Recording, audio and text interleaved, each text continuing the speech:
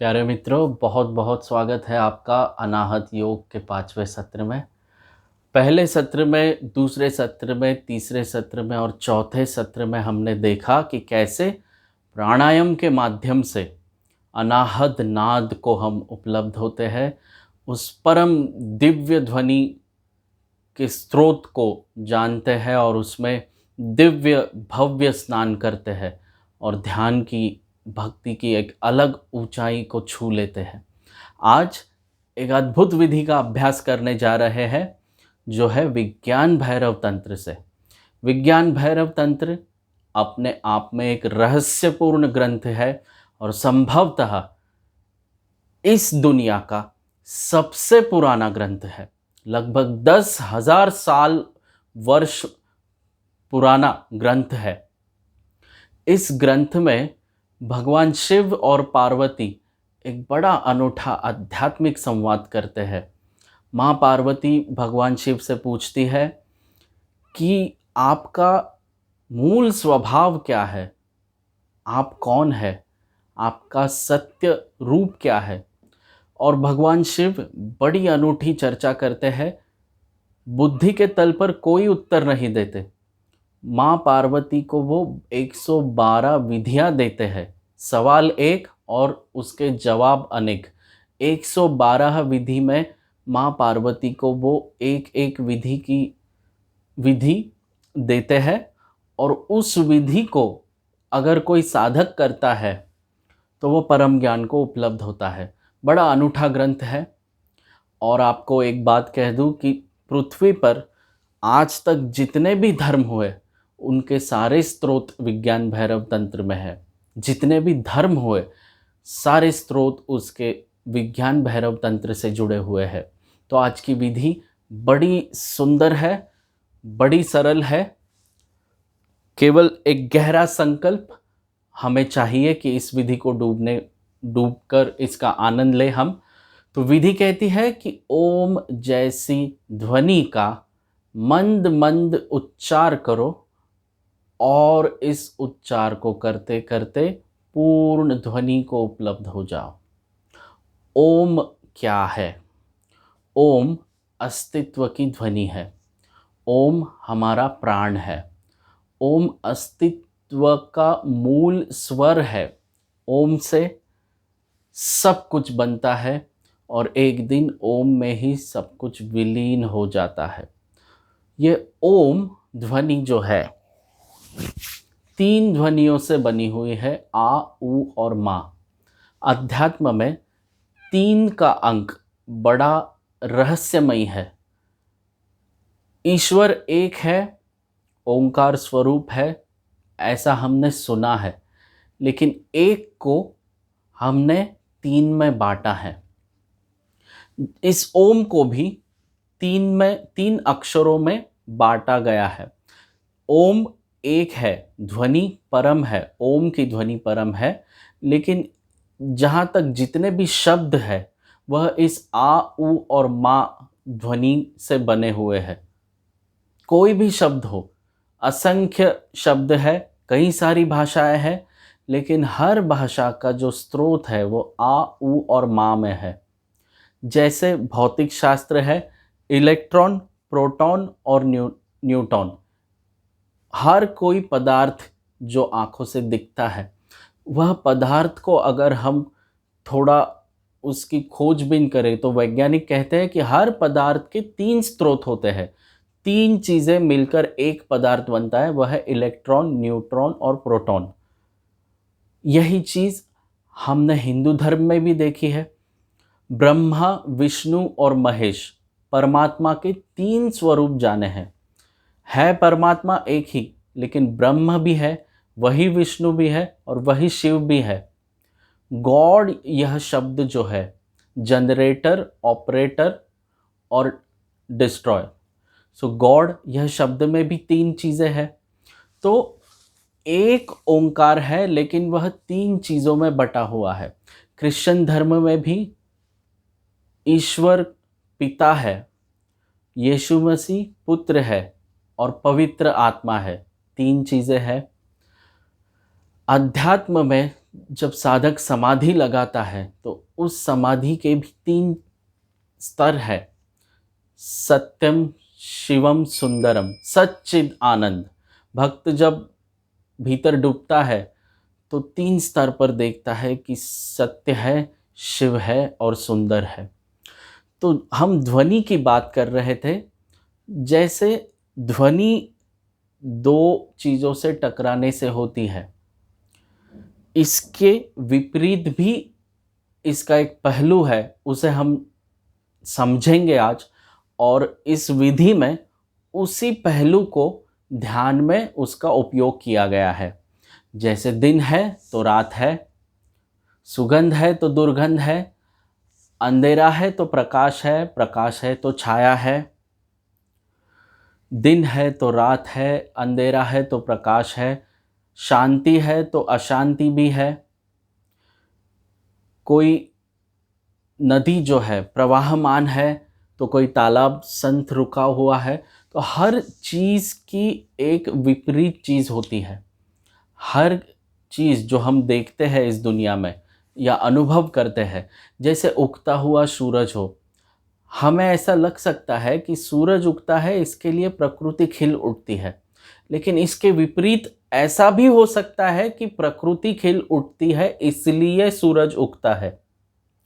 तो विपरीत चीज का ध्यान में प्रयोग किया जा सकता है।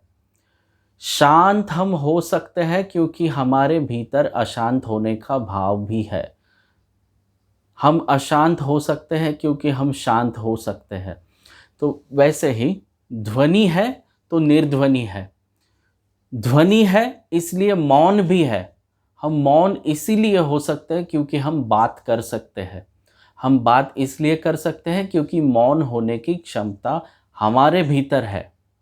तो इसी विधि को आज इस विपरीत अवस्था का हम उपयोग करेंगे ध्यान में। ओम जैसी ध्वनि का उपयोग करना है। पहला चरण है, ओम को हम बहुत जोर जोर से उच्चार करेंगे। क्यों जोर से उच्चार करना है? संभवतः जब हम लोगों से संबंध बनाते हैं तो हम बातचीत करते हैं, और जब भी हम किसी से बातचीत करते हैं तो थोड़ा बहुत बोध हमारे भीतर जग जाता है। हम कॉन्शियस होते हैं। जब भी किसी से बात करते हैं तो किसी ना किसी मात्रा में बोध हमारे भीतर जगता है। इसलिए ओम का उच्चारण जोर से करने का प्रयोजन है।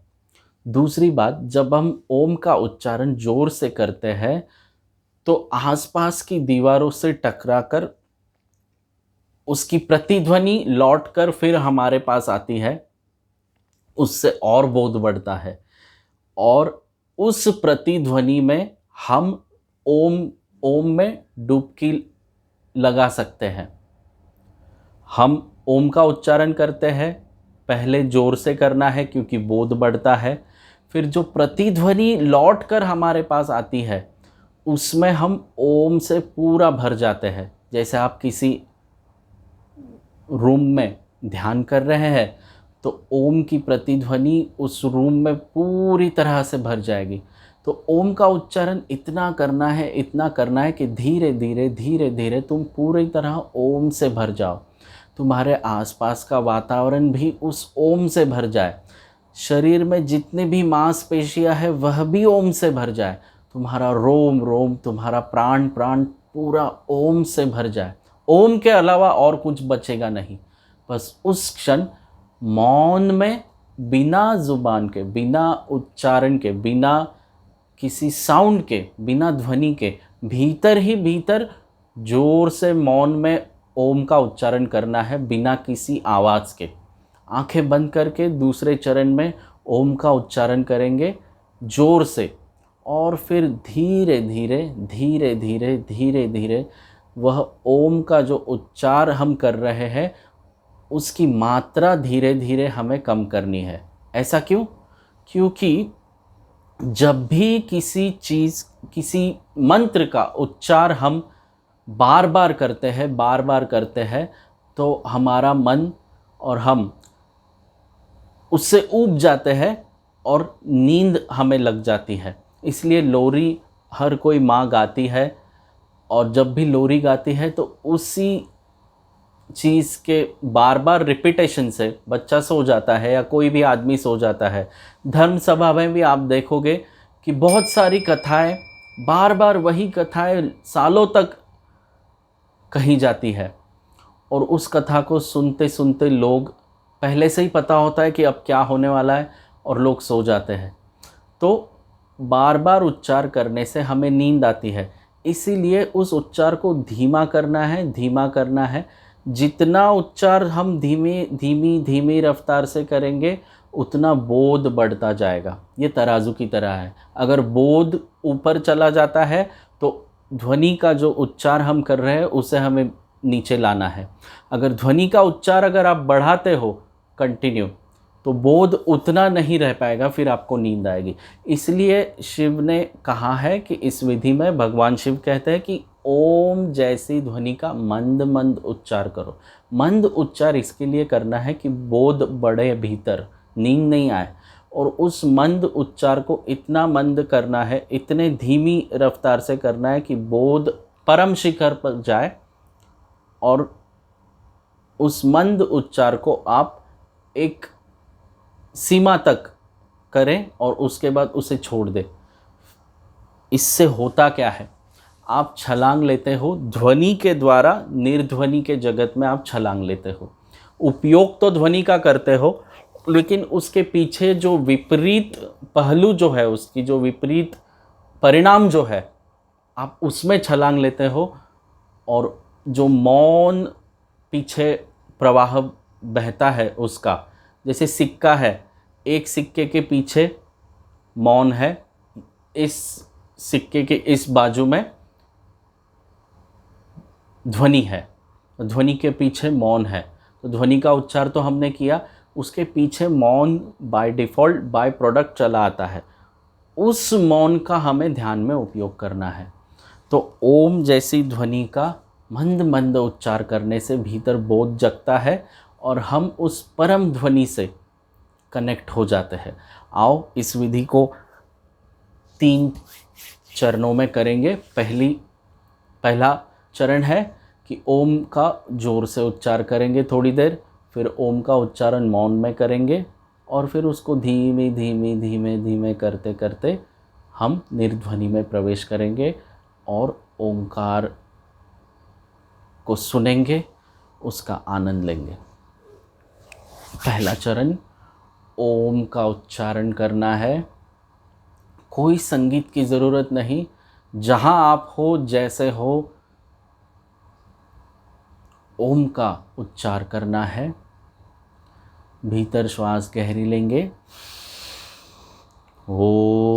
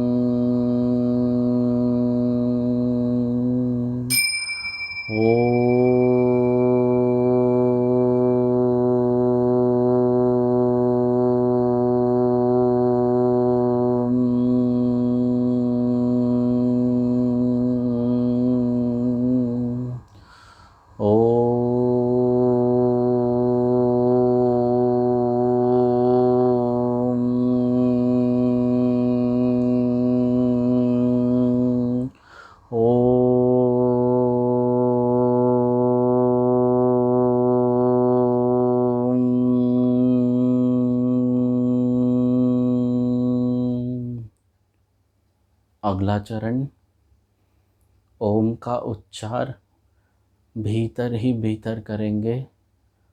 ओम के उच्चार से पूरे अस्तित्व को भरा हुआ महसूस करेंगे। ओम के उच्चार में स्नान करेंगे।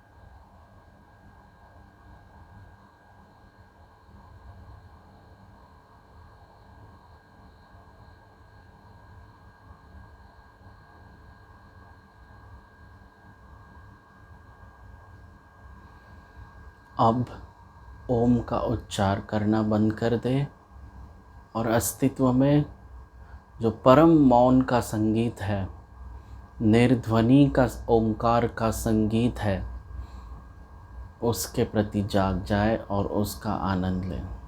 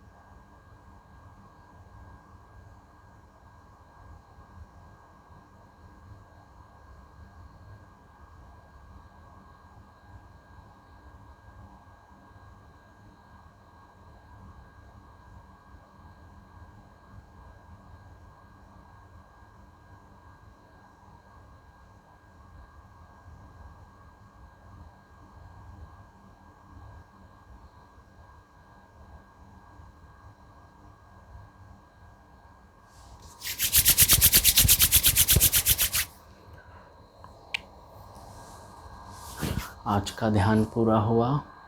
हरि ओम तत्सत।